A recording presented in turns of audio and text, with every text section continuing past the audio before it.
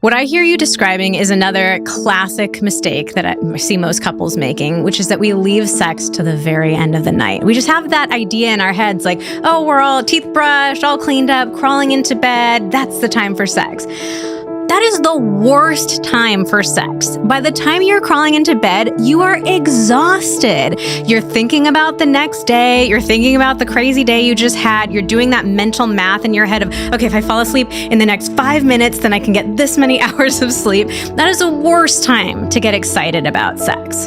So I always encourage couples, try to have sex as early in the evening as you can. Obviously, everybody has different schedules. We have different things going on, but try to prioritize it as early as you possibly can. So if it's, we're not going to watch TV until we've had sex first. Maybe it's even, we're going to have sex and then we're going to have dinner, or we're going to have dinner, have sex, then we'll come back and clean everything up. But do it earlier so you actually have the energy